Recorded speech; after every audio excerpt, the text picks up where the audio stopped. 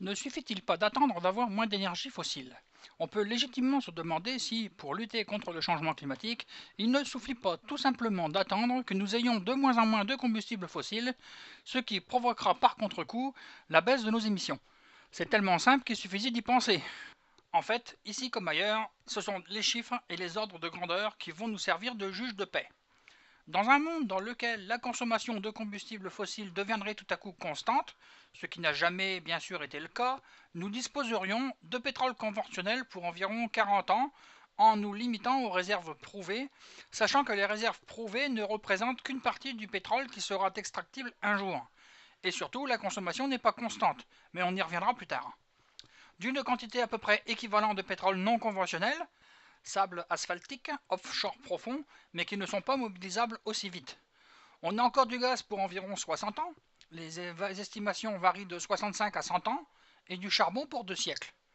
En plus de tout ça, il existe une quantité significative de méthane, le principal constituant du gaz naturel, présent dans les premières centaines de mètres de sédiments océaniques, les hydrates de méthane, qui font toujours l'objet d'une intense discussion pour savoir s'ils seraient exploitables un jour ou pas. Présentées sous cette forme, les informations nous laissent à penser que si nous ne faisons rien, nous n'aurons pas de contraintes involontaires sur les émissions, à cause du manque de ressources. Avant quelques siècles, merci au charbon. En fait, nous allons voir que ce n'est pas comme ça qu'il faut raisonner. Un peu de prospective. Le haut de la fourchette des réserves mondiales ultimes de combustibles fossiles représente fin 2005 de l'ordre de 4000 GTEP, 4000 milliards de tonnes équivalent pétrole, répartis comme suit. À peu près 800 GTEP de réserves dites prouvées, voire explications sur cette page. Charbon et lignite 460 GTEP, pétrole 160, pétrole non conventionnel 80 GTEP, gaz naturel 160 GTEP, ce qui nous donne un total de 860 GTEP. Alors que la consommation de charbon et lignite en 2005 a été de 160 GTEP, pétrole 43, pétrole non conventionnel indéfini, gaz naturel 65, pour un total de 95. Au plus, 3000 GTEP de réserves dites additionnelles. Ces réserves viennent en plus des réserves prouvées qui se composent de la fraction extractive de tous les hydrocarbures qui sont contenus dans les réservoirs restant à découvrir, ainsi que dans les réservoirs déjà découverts et mis en exploitation quand la technique aura progressé, ou quand il y aura une bonne surprise sur la taille du réservoir, la porosité, la fluidité du liquide, etc. Voir page sur la définition des réserves. En gros, c'est la fraction qui finira par être extractible des ressources en terre connues ou supposées avec une probabilité d'existence supérieure à 50%. Sur ce tableau, on voit que le charbon et lignite, le haut de la fourchette est de 2540 GTEP, pétrole et gaz 300 GTEP, pétrole non conventionnel 120 GTEP, pour un total de 2950. Comme nous l'avons fait ci-dessus, il est usuel de présenter les réserves en années de consommation constante. Aujourd'hui, le monde entier consomme de l'ordre de 10 GTEP d'énergie fossile par an. Et donc, bien des gens considèrent que les ressources ultimes restant de 4000 GTEP permettent encore 4 siècles de consommation d'énergie fossile, sans prise en compte des problèmes liés au CO2 dégagé par ces ressources. C'est simplement oublier que la consommation d'énergie fossile croît sans cesse, et qu'en plus, un haut de fourchette pour les réserves ultimes n'est pas équivalent à des hydrocarbures accessibles de manière certaine.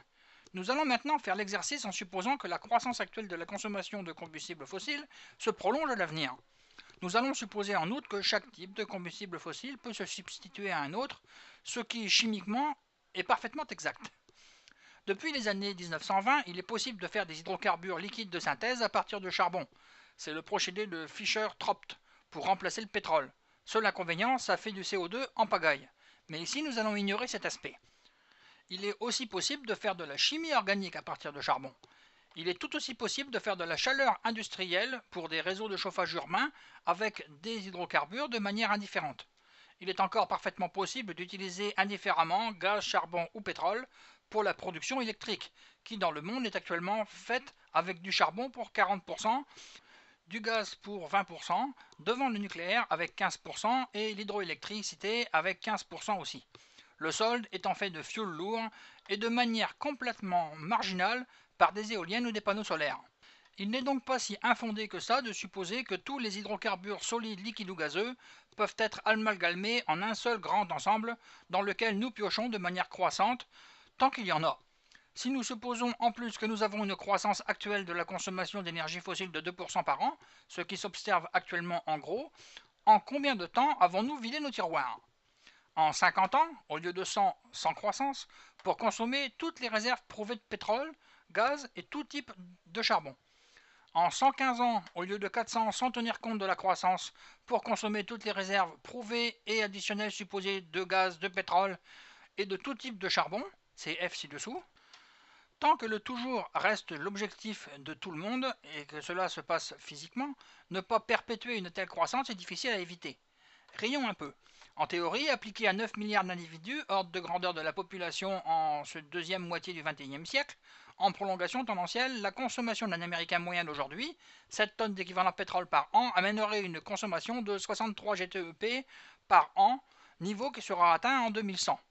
En fait, cela n'arrivera jamais, voire plus bas, mais cela donne un ordre de grandeur intéressant quand on parle d'étendre le mode de vie des pays développés à l'ensemble de la planète.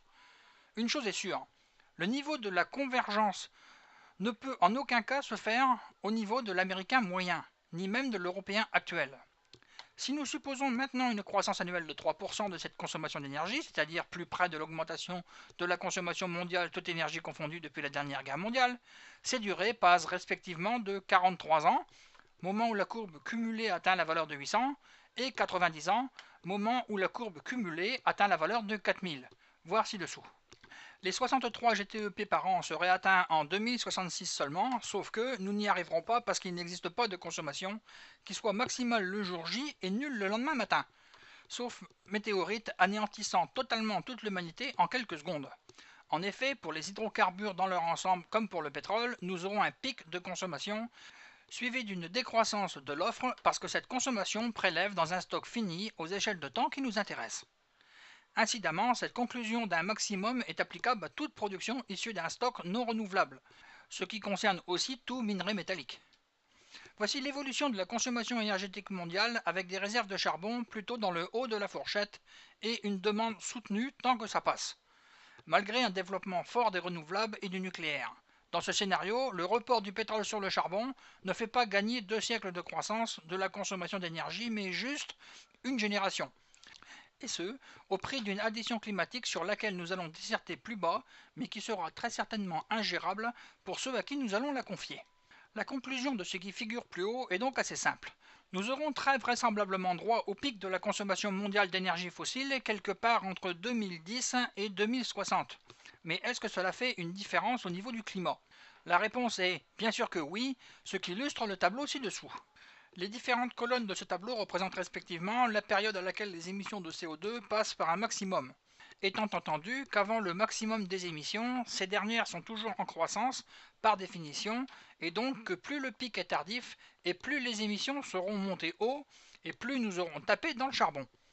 La concentration atmosphérique en CO2 au moment où cette dernière cesse d'augmenter se stabilise, ce qui surviendra quelques décennies à quelques siècles après le maximum d'émissions.